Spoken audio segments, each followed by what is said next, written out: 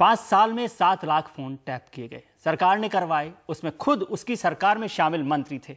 Congress party के नेताओं पर भी नजर रखी, विरोधियों के फोन टैप किए गए, आर्मी के बड़े अफसरों के फोन सुने गए, जजों पर भी शायद सरकार को भरोसा नहीं रहा।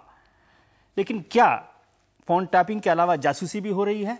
मंत्रियों से लेकर राष्ट्रपति भवन तक, प्रधानमंत्री तक जासूसी होती रही है सरकार में। इस तरह के काम होते रहे हैं, फोन हैक किए जा सकते हैं, फोन हैक किए जा रहे हैं। तो सरकार क्या कर रही है? क्या ये गैर कानूनी है? क्या इसके लिए कानून से इजाजत मिलती है? क्या हम वाकई सुरक्षित हैं?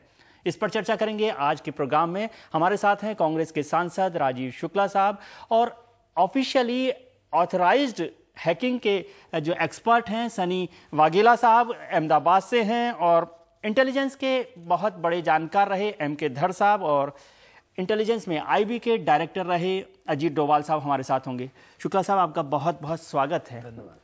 हैरानी हो रही है कि आपकी पार्टी में, आपकी सरकार में, आपके वित्त मंत्री का फोन टैप हो, ऑफिस जो है वो बग किया जा रहा है, जासूसी की जा रही है, सांसदों के फोन जो है टैप हो रहे हैं, मंत्रियों के फोन टैप हो रहे हैं। क्या किसी को कोई भरोसा बचा ही नहीं है?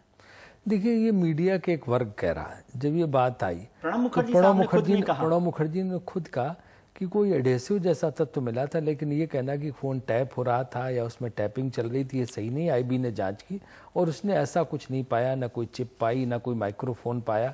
इसलिए ये कहना कि मंत्री को फ़ोन टैप हो रहे थे, मुझे लगता है तब तक उचित नहीं है जब तक ये बात कन्फर्म ना हो। सर, उसमें एक बात तो ये है कि भरोसा नहीं था, तभी प्रणब मुखर्जी ने, वित्त मंत्री ने प्रधानमंत्री को चिट्ठी लिखी बजाय गृह मंत्री के। देखिए, उनको कोई ऐसा जो है एडेसिव जैसा जो चिपचिपा पदार्थ अपनी टेबल के आसपास या इधर उधर टेबलों पर मिला, तो उन्होंने चिट्ठी लिख के या जैसे भी करके सूचित करके उसके बारे में उसको डीबगिंग या ये समझिए कि दिखवाने के लिए उन्होंने जो है निश्चित रूप से पहल की, और उस पहल के नतीजे में आईबी ने आके सारी चीज़ देखी और उन्होंने कुछ ऐसी चीज़ नहीं पाई।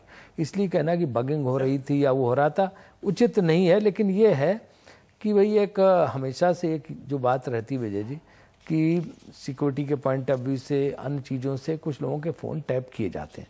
अब यह है कि आजकल एक नई चीज़ चली है पिछले 4-5 साल में, जिसपे मुझे लगता है लगाम रखनी चाहिए कि प्राइवेट डिटेक्टिव जो फ़ोन टैप कराते हैं, प्राइवेट लोग और कारपोरेट कंपनियां जो है फ़ोन टैप कराती हैं, इस पे कड़ी निगाह करनी चाहिए। ये लोगों की प्राइवेसी पर एक बहुत बड़ा दखल है। शुक्ला साहब, इसके लिए सख्त कानून बनाना चाहिए। भारत सरकार का संस्थान है NTRO, national technical research organisation, जो इंटेलिजेंस का काम देखता है।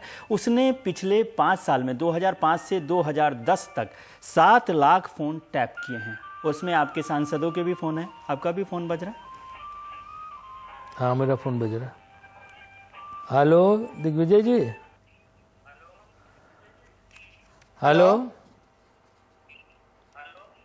हाँ जी, मैं दिग्विजय सिंह नहीं, मैं सनी वाघेला बोल रहा हूँ अहमदाबाद NDTV स्टूडियो से। हाँ जी, अब दिग्विजय जी का नंबर ही भरा है और ये आ रहा इसमें से, तो इसका मतलब ये देखिए, ये फ़ोन हैकिंग नहीं तो क्या है? ये वहाँ से सनी वाघेला अहमदाबाद से बोल रहे हैं, मेरे इस पे दिग्विजय सिंह जी के नंबर से फ़ोन आ रहा है, क्योंकि उसमें दिग्विजय सिंह जी हमारे नंबर पे भरा हुआ और यार तो किसी के नाम से कोई फोन कर सकता, फोन हैक हो सकता। हाँ, तो ये आईबी और जो रेवेन्यू इंटेलिजेंस के लोग हैं, CBI के लोग, उनको देखना चाहिए कि सिर्फ फोन का रिकॉर्ड लेके जो समझते हैं कि फला आदमी के फला आदमी से बात करता था, फला आदमी से ताल्लुक करता था, तो इसमें भी फ्रॉड हो सकता है। NDTV's cricket app, Android and iPhone, fastest scorecard, special analysis and much more. Download free. ndtv.com/apps